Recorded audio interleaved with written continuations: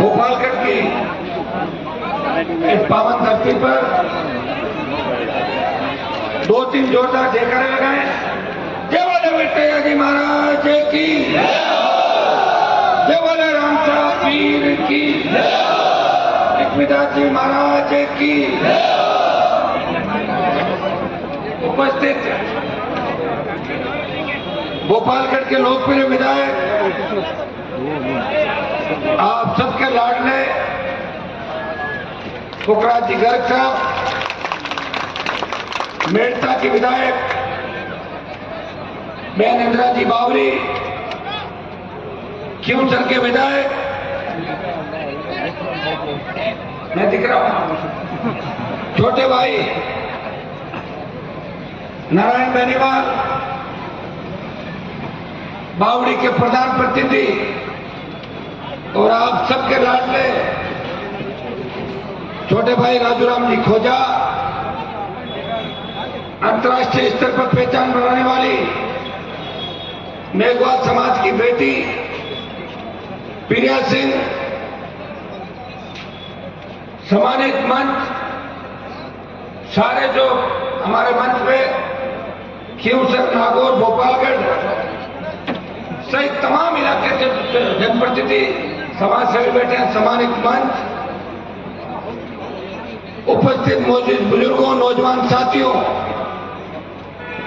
मातृशक्ति, प्यारे बच्चों, गोपालगढ़ के अंदर आते ही करंट आ गया राष्ट्रीय लोकतांत्रिक पार्टी का। जैसे ही मैंने अशोक पे एंट्री करी, ऐसा लग रहा था कि जो 5-7 दिन से थकावट थी वो उतर गई और आपका जोश देख के ये भी तय हो गया कि गोपालगढ़ की सीट वापस राष्ट्रीय लोकतांत्रिक पार्टी के खाते में आ गई। इस राजस्थान के अंदर खींवसर के जितनी मजबूती अगर राजस्थान में कहीं है वो गोपालगढ़ और मेड़ता के अंदर है, जिन्होंने पिछली बार जब हनुमान बेनीवाल अकेला संघर्ष कर रहा था, आज तो लाखों की तादाद में किसान के बेटे, किसान सर्व समाज मेरे साथ खड़े हैं। उस समय नई पार्टी बना के आपके बीच आपका विश्वास जीतने के लिए आया था और आपने पुखराज जी को टिकट दिलाई। मैं आपके बीच गांव-गांव नहीं जा पाया। मेड़ता की जनता ने, गोपालगढ़ की जनता ने एक ही बात मुझे कही थी और खींवसर की जनता ने, हनुमान जी आप राजस्थान के अंदर मजबूती दिलाओ, किसान कौम को कांग्रेस बीजेपी से मुक्त कराओ, आप राजस्थान संभालो, हम इलाके संभालेंगे। खींवसर के अंदर भी एक मीटिंग करी और गोपालगढ़ में एक सभा करी, मेड़ता में एक सभा करी और तीनों सीटें जो कांग्रेस का गढ़ हुआ करती थी आप लोकतांत्रिक पार्टी के खाते में डाल के ये संदेश राजस्थान के अंदर दिया। ये गोपालगढ़ वो धरती है जिसे लेवी आंदोलन के अंदर सरकार के झटके छुड़ा देते हैं और हमारे समाज के साथ साथ माली समाज उसमें आंदोलन के अंदर खड़ा था, सीने पे गोलियां खाई। भाइयों, ये आजादी के आंदोलन की लड़ाई के इतिहास के अंदर आप जाओगे, अभी हो सकता है कि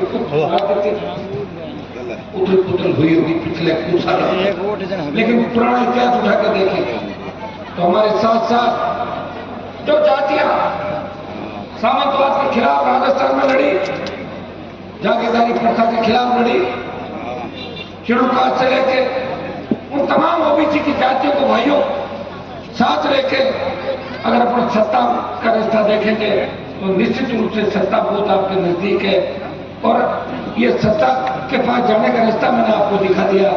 ये आपके संघर्ष का ही परिणाम था कि 18 में कांग्रेस वेंटिलेटर में चली गई, 100 पार नहीं कर पाई थी और बीजेपी को बेहतर पे ला दिया। ये आरएलपी के जवानों की पुकार का परिणाम था। पुकार जलती नागौर की धरती से उस समय किसान कर्ज माफी की बात देश में कहीं नहीं चली। नागौर की धरती से 5 लाख किसानों ने पुकार की कि कर्जा माफ कराएंगे, फ्री बिजली दो, टोल मुक्त राजस्थान, सशक्त लोकायोग, बेरोजगारी भत्ता और रोजगार। 5 लाख की हुंकार जब दिल्ली पहुंची और सोशल मीडिया के माध्यम से जब देश के कोने कोने के अंदर नौजवानों ने देखा ये किसान हुंकार क्यों भर रहा है, भाइयों मुंचोर मध्य प्रदेश में किसानों ने ललकारा सरकार को, सीने पे गोलियां खाई, आधा दर्जन किसानों ने साजिश की, वहां की सरकार ने गोलियां चलाई किसानों के सीने पे। उत्तर प्रदेश, पंजाब और देश के अन्य कोनों के अंदर कर्ज माफी की बात को हवा मिली और उसके बाद कांग्रेस बीजेपी के नेताओं के मुंह से बात निकलने लगी कि कर्जा माफ होना है। धीरे धीरे बात आई, पहले कर्ज माफी कोई बात नहीं करता था। पिछले 15-20 साल के अंदर देश के धन्ना सेठों का 3 लाख करोड़ से ज्यादा का कर्जा माफ कर दिया, लेकिन किसान का कर्जा माफ नहीं हुआ। क्यों नहीं हुआ? क्योंकि आपकी पैरोकारी करने वाला देश के अंदर कोई नहीं है। जब देश का किसान सड़कों पे था, जब देश का किसान आंदोलित था, पंजाब के किसानों ने मोदी को ललकारा कि तीनों कृषि मिलाए हम इनका विरोध करते हैं। उन्होंने पंजाब के अंदर एक क्रांति की शुरुआत की, क्रांति का आगाज किया और पंजाब से जब दिल्ली कूच किया, पंजाब के जड़ से जिनकी रगों में वही खून बह रहा है जो हमारी रगों का अंदर बह रहा है, जब उनको अकेले देखा तो हरियाणा का हमारा समाज उन भाइयों के साथ लड़ने के लिए सड़क पाया, दिल्ली का जवान सड़क पाया, उत्तर प्रदेश सड़क पाया, लेकिन राजस्थान में हलचल नहीं थी। पंजाब नेतृत्व कर रहा था और दिल्ली में यह बात चली कि राजस्थान में किसान आंदोलन को समर्थन क्यों नहीं मिल रहा है। उन किसान नेताओं ने मेरे से बात करी, कहमान जी आपकी आरएलपी पार्टी, अगर आप दिल्ली जयपुर का NH जाम कर दो, आप मोदी की सत्ता को ठोकर मार दो, तो नई ऊर्जा देश के अंदर उत्तरी भारत में किसानों को मिलेगी। भाइयों, मैंने एक मिनट भी नहीं सोचा, जिस तरह वीर तेजाजी महाराज गायों की रक्षा के लिए अपने प्राण न्यौछावर करने के निकल पड़े, हनुमान बेनीवाल इस किसान कौम की पैरवी के लिए मोदी की परोसी थाली छोड़ के सड़क पर चला और सत्ता को ठोकर मार के 70 दिन देश का शासक कोई सड़क पर बैठा, NH जाम किया। नागौर के शासन ने, आरएलपी के जवानों ने जाम करके देश में इतिहास के अंदर एक बात की इबादत सीखी कि हम सत्ता के पीछे नहीं है, हम पूरी सत्ता प्राप्त करेंगे, अधिक सत्ता हमें नहीं चाहिए। इस बार आपका सम्मान इस देश के अंदर बढ़ाया और यूपी हरियाणा दिल्ली में बात चली कि राजस्थान के गांव का बेटा है, किसान का बेटा, जिसने मोदी को ललकारा, नागौर का सांसद है, वीर तेजाजी महाराज की धरती का सांसद है, ये सम्मान आपका देश के अंदर बढ़ाया। दूसरा, जब अग्निपथ लागू हुआ देश की सरकार ने, सेना को ठेके पे दे दिया, कांग्रेस नहीं बोली, दूसरे दल नहीं बोले। जब मेरे छोटे भाई मेरे पास आए कि सेना भर्ती रैलियां कराओ, सेना भर्ती की रैलियां हो गई, उनमें ज्वाइनिंग दिलाओ। भाई वो एक व्यक्ति जो लोकसभा के अंदर संघर्ष कर रहा था, वो पहले दिन इस आंदोलन में झंडे के साथ कूदा और आपको ही जोधपुर में 2 लाख जवानों की रैली करके मोदी को चेताया, मोदी जी तैयार हो जाओ, फिर दिल्ली की ओर आ रहे हैं। और उसका परिणाम ये हुआ कि मोदी सरकार डर गई। पहले अग्निवीर 25% रखने की बात थी और 75 वापस जा रहे थे। डरी हुई सरकार ने कहा कि 50% को रख लेंगे और 50 को वापस भेजेंगे, लेकिन अभी चुनाव बाकी है। एक होकर बढ़नी है दिल्ली की तरफ, उसकी भी तारीख और समय मैं आपको दे दूंगा, आप जगह बता दूंगा। एक दिन आप संघर्ष करना, सेना को जो ठेके में दिया है ये अग्निपथ भी वापस करवा दूंगा। ये विश्वास मैं आपको दिलाता हूँ। हो सकता है कि पंजाब के किसानों ने किया, लेकिन अग्निपथ के जवानों के आंदोलन का नेतृत्व देश में राजस्थान के किसान के बेटे करेंगे, ये मैं विश्वास से आपको दिलाता हूँ। भाई, बढ़ती महंगाई, राजस्थान को विशेष राज्य का दर्जा देने की बात हो, इस राजस्थान के नौजवान को रोजगार देने की बात हो, राजस्थान में बढ़ते दलित अत्याचार, रेप की घटनाएं, पेपर लीक की घटनाएं, अगर इन सबको लोकसभा के अंदर मजबूती से किसी ने पैरोकारी करी और उस राजस्थान का मान सम्मान अगर देश की सबसे बड़ी पंचायत के अंदर मजबूती के नाम से अगर इतिहास बनाने का काम किया, और नागौर के सांसद ने सर्व समाज को साथ लेके लोकसभा के अंदर आपकी पैरोकारी करी। उस सांसद ने ये बात भी कही, मैं उस राजस्थान से आता हूं जिस राजस्थान में जाट, गुर्जर, मीणा, मेघवाल, मुस्लिम समाज सबसे ज्यादा तादाद है, लेकिन हमारा हाईकोर्ट जज नहीं है। भाइयों, उस आवाज के अंदर इतना दम था कि उस आवाज के 6 महीने के भीतर भीतर एक मुस्लिम हाईकोर्ट जज बने और मीणा भी हाईकोर्ट के जज बने। ये कहने का जज्बा अगर किसी के अंदर है तो नागौर के सांसद के अंदर है। मैं अत्याचार और न्याय सहन नहीं करता, मैं किसी का हक नहीं छीनता, मैं शेड्यूल ट्राइब का आरक्षण की बात भी करता हूँ, शेड्यूल कास्ट का बैकलॉग बढ़ने की बात भी करता हूँ, ओबीसी का हक मिले, सर्व समाज को आरक्षण मिले और हमारे बच्चे आगे बढ़े। आर्थिक आधार पे ब्राह्मण बच्चों के आरक्षण की पैरवी भी अगर राजस्थान के अंदर करी तो नागौर के सांसद ने गरीब ब्राह्मण गरीब बने के बेटे को भी आर्थिक आधार पर आरक्षण मिले, इस बात की पैरवी करी। ओबीसी विसंगति को लेकर जिस तरह मेरे नौजवान राजस्थान में आवाज उठाए, कांग्रेस के कुछ नेता आपसे धरना दिलवा रहे थे और मुख्यमंत्री से बात करके वो मीरा में ले जा रहे थे, क्या हो गई कि विसंगति दूर नहीं हुई? नहीं, जो शेडो पोस्ट नहीं आई वो चुनावी स्टंट था, धरना दिलाना और सीएम को ले जाके और वाई हुआ क्या टाइम पीस होगी राजस्थान की। आपने देखा होगा जो नेता बड़ी बड़ी बातें करते थे वो अपने इलाके में उठ गए, ढानी ढानी जा रहे हैं कि मेरी इज्जत रख दो। कहा तो मुझे चुनौती दे रहे थे यार इनकी कोई कुछ नहीं समझते, खुद के इलाके में सिमट गए। और कहा अनुमान बेनीवाल जो बिना किसी की परवाह किए उन हार्डकोर अपराधियों से लड़ाई लड़ी, जिनके नाम से नेताओं की खिड़की बन जाती थी, जिनसे मिलने के लिए नेता कॉन्टेक्ट ढूंढते थे, उन अपराधियों को अगर ऊपर का रास्ता दिखाया वो नागौर के सांसद ने उनको ऊपर का रास्ता दिखाया। मैं विश्वास दिलाता वो दिन दूर नहीं जब राजस्थान की सत्ता पे आपका कब्जा होगा। ये भोपालगढ़ वो धरती है, चाहे जाट आरक्षण आंदोलन का मामला हो, चाहे बिजली के आंदोलन चले, बाड़मेर जोधपुर से चिंगारी उठती है और जयपुर जाते जाते वो ज्वालामुखी बन जाती है। ये भोपालगढ़ से जो चिंगारी उठी है पिछली बार 18 की, जो आपने मेरा सहयोग किया है, मैं विश्वास दिलाता हूँ धोखा नहीं दूंगा, सत्ता के अंदर आपको लेके जाऊंगा और आधी सत्ता में नहीं लेके जाऊंगा। ये मैं विश्वास दिलाता हूँ कि सत्ता पूरी आपकी आएगी और पूरी नहीं आई तो आरएलपी के बिना राजस्थान में किसी की सरकार नहीं बनेगी। ये मैं आपको राजस्थान में जो उपचुनाव हुए, इन उपचुनाव के अंदर मेवाड़ से लेके सरदार सिंह का जो आखिरी चुनाव था उसके अंदर आपने देखा होगा कि आरएलपी को किस तरह से समाज ने वोट डाला।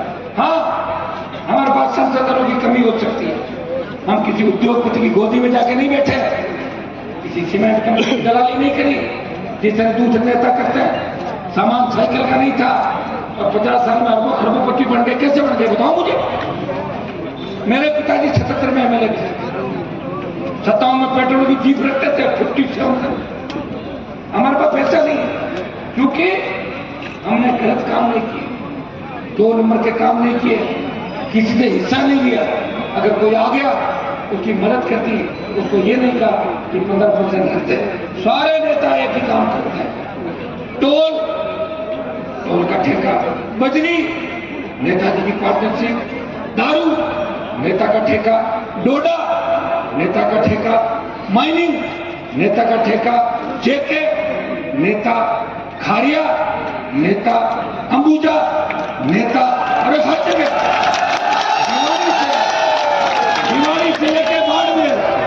अब आप ये बताओ 150 नेता तो रिफाइनरी के अंदर घुसे, रिफाइनरी में 150 अपने बांधे भतीजे ट्रांसपोर्ट बजरी रोटी सड़कें भागमाला बना दी, पूरी खाके भागमाला।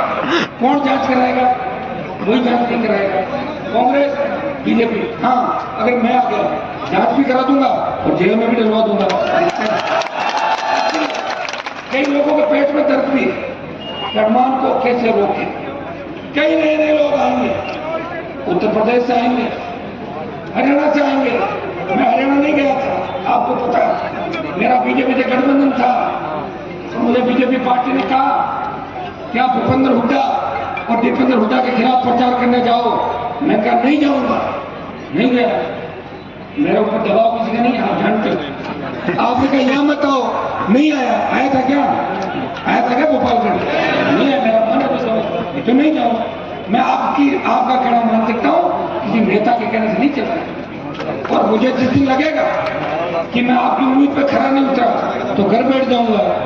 आपका मन होगा तो वापस ले आना, क्या फर्क पड़ता है? जीतते हारते जीतते रहे, लंबा संघर्ष किया। हमने हाथ पैर जोड़ के राजनीति नहीं करी, हमने हमेशा दिल जीत के राजनीति करी। और उसी का परिणाम है जो नारायण बैठा है। पूरी सरकार इसको हराने के लिए क्षमता में आ गई थी, लेकिन क्षमता की जनता ने एक बात की, ये चुनाव नारायण और हरिंदर का चुनाव नहीं है, ये चुनाव अशोक गहलोत और हनुमान बेनीवाल का चुनाव है। और गहलोत के गुट्टे टिका दिए। भाइयों, गोपालगंज के अंदर में आया हूं तो मुझे लक्ष्मण जी सरपंच साहब की याद आती है। एक व्यक्ति तो लड़ाई लड़ता था कौम के लिए, समाज के लिए। अब तो मैं जिनको देख रहा हूं वो एक ही काम कर रहा है, पैसा कैसे कमाए। पैसे में इतने अंधे हो गए कि परिवार में लड़ पड़े, आसपास कहीं नहीं छोड़ा, अरे कहीं तो चले जाओ। और जिस तरह वीडियो वायरल हुआ आपने देखा होगा, कहते हैं लोगों को कि हमारी सरकार है, अगर तुम्हारी सरकार है तो तुम्हारे लोगों को सड़क पर पुलिस पीटेगी क्या? सरकार में पिटा कर पुलिस पीटेगा, जूते खाता अपनी वीडियो देखा। अरे भाई कौन सी सरकार है? तुमसे तो मैं ठीक हूँ, सारा सरकार किसी की और चल किसी की नहीं। देखो मेरे पास तो एक ही बात है कि मैं या तो क्लीन बोल्ड होता हूँ या छक्का लगाता हूँ, मैं बीच में नहीं। दिल्ली में मोदी के खिलाफ, प्रदेश में गहलोत के खिलाफ, वसुंधरा की खिलाफत करी। वसुंधरा को 7 समंदर पार भेज दिया, पता नहीं। और अशोक गहलोत जिन्होंने प्रयास किया हनुमान बेनीवाल को रोके, उनके बेटे को हरा के बेटे को क्रिकेट के अंदर भिजवा दिया। तो आज तक तो भगवान की कृपा कि मेरे पे मैं लड़ाई के अंदर एक नहीं हुआ, हटा नहीं। और ये कृपा का कारण ये है कि ईमानदारी सबसे बड़ी पूंजी है। अगर मैं बेईमानी करता तो अमित शाह मोदी के पास ईडी और सीबीआई है, मेरे पीछे लगा देते। जैसे कांग्रेस के कई नेताओं को पीछे लगाई, उन्हें रातों रात भाजपा ज्वाइन करवा। और मेरे पत्रकार कह रहा था कि भाई साहब 15 आदमी बीजेपी और ज्वाइन करें। मैंने कहा तेरे पास 15 की लिस्ट है, मेरे पास 45 की लिस्ट है। जो लाइन में लगे वो ज्वाइन ही कर रहे हैं, लेकिन चुनाव नहीं जीते। एक एक सीट पे 5-5 को ज्वाइन करा दोगे, टिकट कितों को दोगे? एक को तो दोगे, वो 4 पे फ्री हो गए। फिर मैं उनको आगे भी नहीं दूंगा, तो फिर भागने वाला मैं थोड़ी दूंगा। मैं तो सिर्फ फ्रेश चाहता हूँ, फ्रेश लोग हैं, मैं थोड़ी चाहता हूँ कोई चले जिसे लोगों में क्या करना लगता। मैं बदलाव चाहता हूँ। मैं चाहता हूं कि नौजवानों को ज्यादा से ज्यादा मौका मिले। ये गोपालगंज की जनता के संघर्ष का परिणाम है कि पुखराज जिनकी जाति के 1500 वोट नहीं, फिर भी आपने इंदिरा जी इनकी जाति के 20-25 हजार वोट मेड़ता करने बना दिया। कांग्रेस बीजेपी घर था, चली गई कांग्रेस की जमात, जब बीजेपी काम नहीं पता नहीं चला, निर्दलीय के इनके चक्कर में मेड़ता करना। तो भाइयों, इस लोकतंत्र में सबसे बड़ी ताकत है वो जनता के पास है, नौजवानों के पास है। ये पार्टियां आएगी, लड़ाएगी, भिड़ाएगी, अखबार में बड़े बड़े ऐड आएंगे। आजकल तो अखबार में तो आप देखते हो कि 1 नंबर पेज की कोई बचा ही नहीं, 1 से 5 तक तो एडवर्टाइजमेंट है, पता ही नहीं चलता 1 नंबर पेज कौन सा। मुझे कोई फोन करता है कि साहब 1 नंबर पर आपकी न्यूज छपी है, मैं देखता हूँ 1 नंबर कौन सा है, पता लगता है 6 नंबर को 1 नंबर सही है, 5 नंबर तक विज्ञापन और 6 नंबर 1 नंबर तक शुरू होता है। वो क्या करे, उनको भी काम करे। मीडिया भी बिना उसके नहीं चलता है। और दिल्ली का मीडिया कैसे चल रहा है आप ही जानते हो। मोदी जी को जो अच्छी बात लगती है वही खबर चलती है, नहीं तो खबर बंद। लेकिन सोशल मीडिया हमारे पास सबसे बड़ी ताकत है। सोशल मीडिया के दम पे आप चाहो तो राजस्थान की सरकार बदल सकते हो, और वो जवान सरकार बदलने के लिए तैयार है। मैं इतना ही के अंदर जो आशीर्वाद मुझे आपने दिया, भोपाल का भी मैंने विकास भी कराया। राज्य में से कागज लेके आते, आज भी कोई 40 किलोमीटर सड़क मुझे रथ में दे रहे थे, अरे मैंने कहा आचार संहिता लगने वाली कि लगने वाले का एक और तुम दिक्कत दे दो। आज भी बेहतर हमारा क्या करता है, अगर हमारे लेटर से काम होता तो बेहतर है, तो पता नहीं मेरा लेटर जाता है आजकल काम हो रहा है। उसका ये भी कारण हो सकता है कि कहीं ना कहीं सरकारें डरी हुई है कि पता नहीं हनुमान जी की कब किसको जरूरत पड़ जाए, यानी इनके छोटे मोटे डेवलपमेंट करके तो काम कराना चाहिए। सड़क बना दो, स्कूल बना दो, पानी घर पानी किसी की और मदद कर दो, बच्चों में कोई संविदा कर्मी उनको नियमित कर दो। मैं बच्चों के लिए लेता हूँ, मेरा तो कोई काम है नहीं, मेरा तो सरकार की किसी लगता हूँ, कोई रिश्तेदारी में कोई बड़ा अफसर नहीं, उसकी पोस्ट मुझे आपके लिए लड़ता हूँ, आपके लिए लेटर लिखता हूँ, और लेटर लिखता हूँ छोटा मोटा जवाब भी आता है, काम भी होता है। और मुझे इस बात का धन्यवाद दो कि मैंने संघर्ष शुरू किया, सारे नेताओं को घड़ी घड़ी घर घर घुमा दिया। पहले नेता नहीं आते थे, उनकी गाड़ी आती थी और उनका ड्राइवर आता था कि मैम साहब जयपुर समाचार भेजा, और यहाँ हमारे नागौर में तो ये हालात थे, हमारे एक नेता को तो कांस्टेबल अभी भी फोन करता था, सरपंचों को फोन करता, साहब ने ये कहा था, इतनी बड़ी हम चीज की जयकार कर रहे हैं, ये तो मैं आ गया गुलामी से मुक्त किया लोगों ने। अरे मैं तो खुद ही चॉइस करते हैं, हम लोग चलो सड़क पे काम करें, चलो लोगों को होशियार। मैं जब 8 में जीता चुनाव तो मैं 2 साल 1.5 साल सर्किट हाउस में कब्जा कर लिया, मैं बैठ गया, या कर लिया जयपुर में कर लिया, जो भी आए आ जाओ सर्किट हाउस में, चाय पियो, भोजन करो, गाँव लोग आता, बीड़ी सरकाए और शो को वो कहता है मजो आए तो रात को उसकी फिर तो सर्किट हाउस में हो जाए, दूर कहता तो सर्किट हाउस हो जाते हैं, कैसे लोग देखते, उनको दिखता था कि रात गुजर होगा, दूर देखा, लोगों को लगा कि सरकार हमारी आ सकती है, हमें बराबरी का अधिकार दे रहा है ये व्यक्ति। और भाइयों, ये मेरा संघर्ष का ही परिणाम है। घड़ी घड़ी नेता पाकिस्तान में घूम रहे हैं, उनको सारे लोक देवता याद दिलाती है। पहले तेजा जी की जेब कोई नहीं बोलता, अब कोई के नहीं माइक पकड़ा दो, बोलो तो एक काम तो ठीक है, उनको क्या कर दिया, आ जाओ मंदिर में बैठना चालू हो गया, बैठे सारे लोग, आप लोग सोच के साथ ये बात समझ, लेकिन बढ़ाना हमारे लोगों ने हमें बढ़ाएगा, नजदीक के लोग और मेरी बाहर के लोग शुरुआत कर जाएंगे तो बोलो कि तोड़ दो तो हम ये काम, ये लोग वोट के लिए जाने वाले लोग सही बातें जानते, हम साधन साधन सबसे आप हमारी जो परंपरा है, मंदिर सारे लोगों को सेवक करते हैं, अकेला व्यक्ति कोई भी नहीं बनाता। या इतने बड़ा कोई दानवीर हो, टाटा बिरला अंबानी अडानी जो ये काम करते वो चाहे तो करते, कई लोग आते जैन समाज में, लेकिन हमारे समाज अभी संकित हो गया, समझदार होना भी समय लगेगा, 50-100 साल लगेगा, जब हम साथ बैठना सीखेंगे, कम से कम साथ बैठना सीखेंगे, कम बात है, मैं तो साथ बैठने लड़ पड़ता क्या मुझे तो कल क्या था, आपकी क्या सवाई नहीं मतलब दिमाग खराब है, मेरे बारे में अगर गलत किसी को सोच लिया और मेरा ये भी सोच लिया तो करीब करीब लोगों का हाथ देख लो क्या हुआ राजस्थान में, जिसने सोचा उसका इलाज, और मेरी नजर पड़ गई कि मुझे उसका इलाज करना है, तो नजर पड़ते ही इलाज नहीं पड़ी तो भी इलाज, गलत सोचना ही बुरी बात है। मैं कुछ चाकू पैसा तो नहीं कर रहा, क्या ऐसी है कांग्रेस में तुम लोगों की, क्या ऐसी है बीजेपी में तुम लोगों की, मैंने देखा बड़े बड़े नेता स्वतंत्रता की सेंटर तक पर उठाते हुए, अशोक गहलोत के कपलेट उठाते देखा मैंने बहुत लोगों को, अभी उठा रहे हैं, उनकी कोई हैसियत नहीं। हनुमान बेनीवाल ने राजस्थान के अंदर एक पार्टी बना के देश में बात चलाई, देश की पार्लियामेंट के अंदर ये बात चली, अब की बार राजस्थान में नया उलटफेर होगा, वहां की क्षेत्रीय पार्टी आरएलपी नए मोर्चे के रूप में ताकत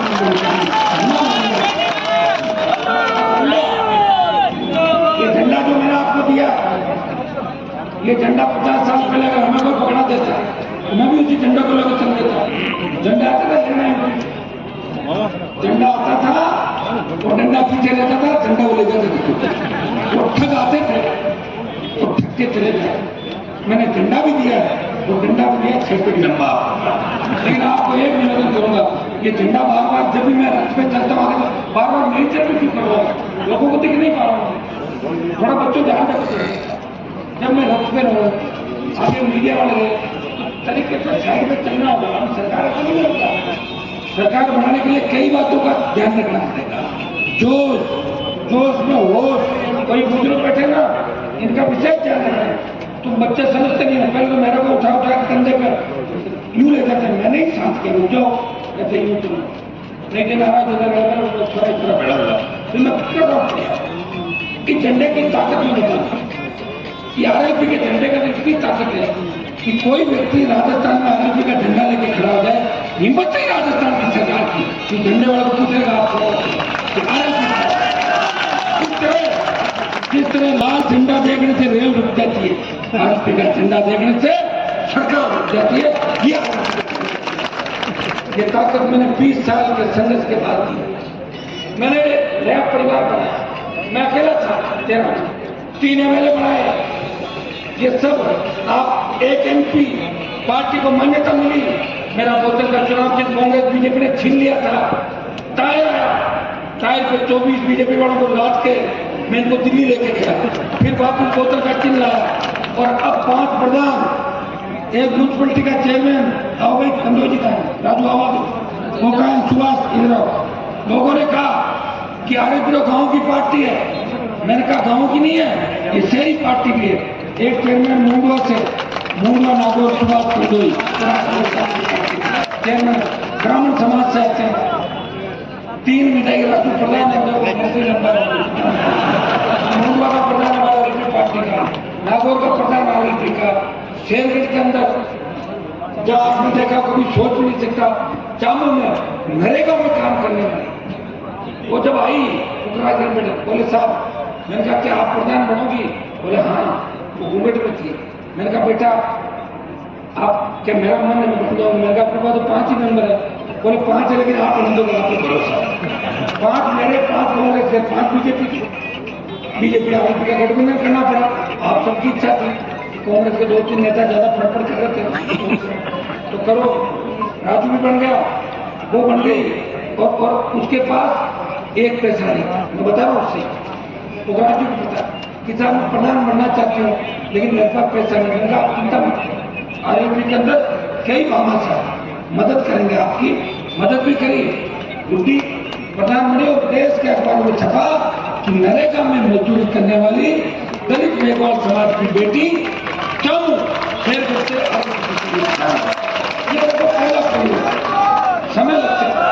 मैं आपको कह रहा हूं, तो आप अगर हिम्मत रखोगे, आप मजबूती रखोगे, सत्ता के बहुत करीब हो, सत्ता आपके आसपास घूम रही है। पिछली बार 80 लाख वोट हम सब ने मिलकर लिए थे। आज अखबार आपने पढ़ा होगा कि 75 से 80 लाख नया वोट करेगा। वो वोट करेगा जो भ्रष्टाचार मुक्त राजस्थान चाहता है, वो वोट करेगा नया नौजवान जो चाहता है कि किसी बहन बेटी की अस्पताल लूटी जाए।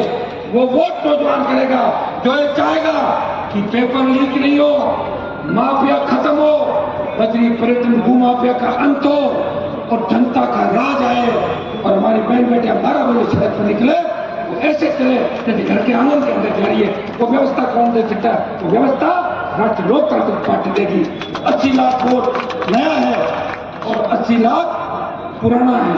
अब आप जोड़ लो, 80 में से अगर 50-60 के आगे नए और 80 में लोग और जोड़ लो, उसमें हम तो लड़ाई था, हम तो लड़ते 57 पे। हमारे पास तो कोई तो बोला आप हमारे चाचा लगते हो, किसी ने कहा मामा जी, किसी ने अंकल जी, किसी ने ताऊ जी, कह के टिकट मेरी रुकवा दी। जगह जगह आप आगे अरे मारो मत, मारो मत, इनको नहीं मारा, मैं मर गया, मैं 3 पे रह गया, मैं 7-8 पे आ जाता।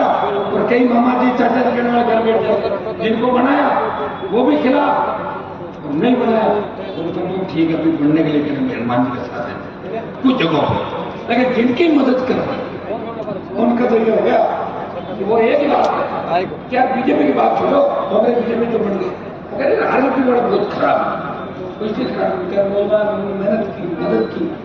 ये कलयुग में जो मदद करता है उसका सामना करना और जो विरोधी है उसके हाथ मिलाना, ये तो करो। आप तो अपना जो इलाका है, इस इलाके में पहले गाँव में कितनी पार्टीबाजी होती थी, नहीं होती। एक चीज बढ़िया हो गई कि पार्टीबाजी खत्म हो गई, हम साथ उठने बैठने लगे। लेकिन नई चीज क्या हुई वो देखो, जो साथ बैठा ना उसी को छुरा पहुंचता साथ वाले की घर में बच्ची को भरवा दिया, उसके बिजनेस में पार्टनरशिप डाली, उसको धोखा दे दिया, उसका कत्ल करा दिया, उसको हुकूमत दर्ज करा दिया। किस पे? जो साथ विरोधी है उसे हाथ मिला लिया। ये जो कलयुग है, आप देखिए इस कलयुग में भी हनुमान बेनीवाल जैसा आपके बीच खड़ा है जो ये कह रहा है कि मैं राजनीति में भी तेजाजी महाराज के आदर्श से स्थापित करूंगा। ये राजस्थान की राजनीति में करूंगा, मैं देश की राजनीति में करूंगा। विधानसभा में तेजाजी के जयकारे के साथ, लोकसभा में तेजाजी का जयकारा बोल के देश के किसानों को आश्वस्त किया, देश के अल्पसंख्यकों को भरोसा देता, तमाम किसान कौमों को जिनके जयकारे में लगाता हूं उनको आश्वस्त किया, मैं तुम्हें लड़ने नहीं दूंगा, मैं किसी जाति को आपस में लड़ने दूंगा, जब तुम लड़ोगे मैं बीच में आके खड़ा हो जाऊंगा, मैं नहीं लड़ने दूंगा। विश्वास आपको दिया, उसको लेकर को लेकर सत्ता की ओर आने की बात की। जिस तरह अग्रिम पंक्ति हमारी महिलाएं बैठी पश्चिम बंगाल से आज ज्वाइन किया कांग्रेस समाज से, जिस तरह बेटियां बैठी है, जिस तरह अभी भी महिला आरक्षण का बिल जो पेश किया भारतीय जनता पार्टी ने पार्लियामेंट में, ये तो लागू कब होगा? सिर्फ महिलाओं के वोट के से ये लागू कब होगा? 32 में, 37 में, 47 में, 54 में, कोई उसमें नहीं। बस हाथों हाथ बुलाई, लोगों का ध्यान बैठाया कि बेरोजगारी हो गई, महंगाई है, बीजेपी हार रही है, तो ध्यान कैसे बैठाओ? पार्लियामेंट बुला लो, जो भागो पार्लियामेंट। पर चुनाव साथ हो गए, डर के लोग कई छोटे से जाके बोले अरे साहब चुनाव साथ मत हो गया, जो चाहता था काम कर दिया। भाई प्रधानमंत्री जो चाहता था वो काम हो गया देश में, लेकिन आपको मजबूत रहना है। यहाँ मेरे हिसाब से अगर आप मजबूत रहोगे, ये बिलाड़ा की सीट बीच में एलपी की जीत जाएगी क्या बिलाड़ा? करंट तो लग रहा है बिलाड़ा का। लूनी में पिछली बार 33,000 थे, 20,000 तो बढ़ाने 25,000 बढ़ जाएंगे, आ जाएगी। पिछली बार मैंने वो सीट छोड़ दी थी, अब भी नहीं छोड़ूंगा सीट कि मुझे बढ़ाऊंगा मेरे भाजपा के काम। कोई तो मुझे कहता है हनुमान जी कांग्रेस की बी टीम है और कहता है बीजेपी की बी टीम है, किसकी मैं बताओ तो सही। मदद कर दूं तो मैं ठीक और नहीं करूं मेरे पास, तो मैं पार्टी बना के चल रहा हूं, कोई दूसरा काम करूं भाई। पार्टी बनाई तो पार्टी को मजबूत तो करूंगा, और पार्टी मेरी सत्ता में आएगी जब ही आपका काम होगा। कांग्रेस बीजेपी के भरोसे काम नहीं होने वाला। हाँ, हमारे दल से अगर छोटे मोटे काम हो तो करेंगे, तो मना करना, कागज लिख के रहा हूं। मेरे कागज लिखने से किसी की बदली हो रही है, अच्छी बात है। कोई कहता था मैं तो जालोर हूँ, मुझे नागौर लगना, लिखा करते बढ़िया, नहीं करे याद रखेंगे उस मंत्री ने काम नहीं किया उसको हटाऊंगा, डरते हुए करते। अरे हनुमान जी से पंगा खोल ले, काम करा दो, जल्दी में हरा देगा चुनाव। ये ताकत किसकी है? आपकी ताकत है। मेरे साथ कौन है? आप। धौलपुर के चंबल के बीच से लेके बाड़मेर और डूंगरपुर से लेके गंगानगर तक कोई ऐसा इलाका नहीं होगा जिसमें हनुमान बेनीवाल ने पिछले 25 साल में किसान, जवान, आदिवासी के लिए संघर्ष नहीं किया। विधानसभा से लेकर लोकसभा ऐसा कोई समाज नहीं होगा जिसकी मैंने पैरोकारी नहीं करी। मैं इतना ही विश्वास आपको दिलाता हूँ। मैंने कई ऐसे नेताओं को देखा राजस्थान में जो मुझे कह रहे थे हनुमान जी हम आप साथ मिलकर पार्टियां बनाएंगे, कोई नहीं बढ़ा, बैठ गए दुबक के, वही बैठ गए नीचे, वही चले गए केवल की छतरी के नीचे। कहां दम है लोगों का? एक व्यक्ति लड़ाई लड़ रहा है, पहले भी वो एक था 13 के अंदर भी, जब मैं घूम रहा था 18 में जिनके साथ घूम रहा था वो कह रहे थे महल की महारानी, चले गए वो कहते रोज चले गए वहां पे। तो भाइयों एक आदमी लड़ रहा है, उसे मजबूती दो, उसे इतना ताकतवर बनाओ कि उसकी सत्ता में भागीदारी हो। तो सत्ता में भागीदारी हो गई, आपको सड़क पर आंदोलन नहीं करना पड़ेगा, आप तो घर बैठे सारे काम होंगे। जिस तरह सरकार देखो आप देश के अंदर अलग अलग राज्यों की सरकारें देखोगे, वहां की सरकार इतनी मजबूत हो गई सेक्युलर पार्टी कि कांग्रेस बीजेपी का पता नहीं चला काट देगी कांग्रेस। ये राजस्थान है, जब सेक्युलर पार्टी मजबूत नहीं हुई, कौन मजबूत करेगा? आप करोगे, किसी न किसी को शुरुआत करनी पड़ती है। मुझे लोग कहते हैं कि आपने अपनी पूरी जवानी खराब कर ली, 3 में मंत्री बन जाते, 8 में बन जाते, 13 में बन जाते, 18 में बन जाते, मोदी के बन जाते, क्यों नहीं मंत्री बने?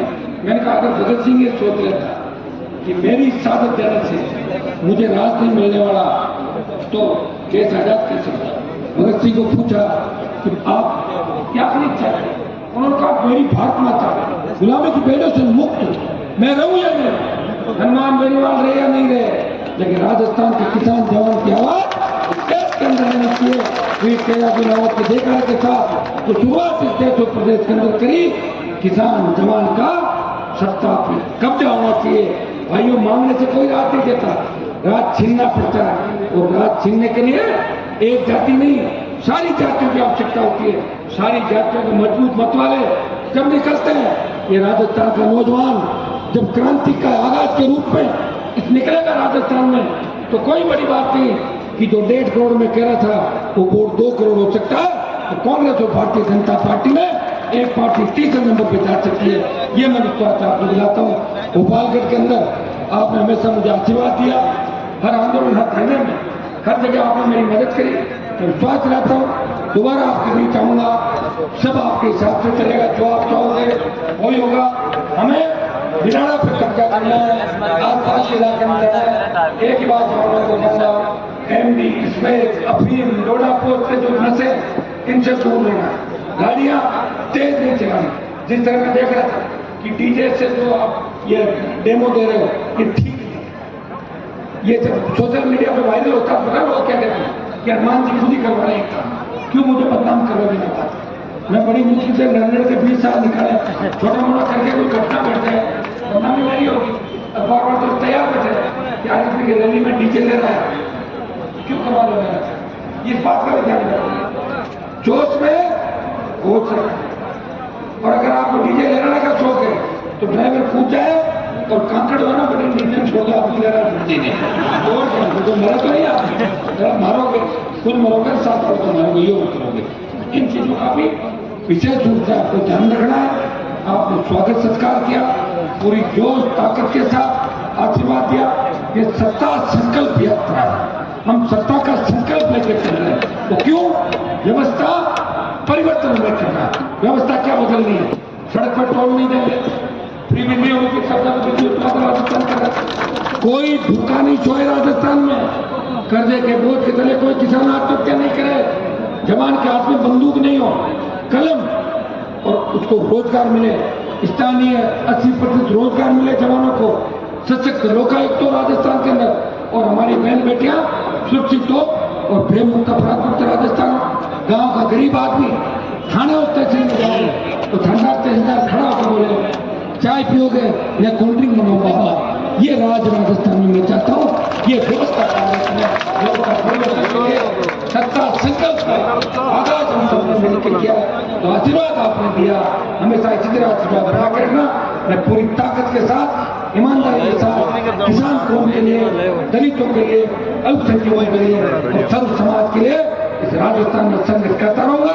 कांग्रेस भाजपा का जो मिला जुली का खेल है, इसे हम खत्म करेंगे, प्रेम मुक्त, भ्रष्टाचार मुक्त राजस्थान का निर्माण करेंगे, और युवाओं का और किसानों का जो सपना है उसको पूरा करने का पूरा प्रयास करेंगे। बहुत बहुत आपको धन्यवाद। जय हिंद।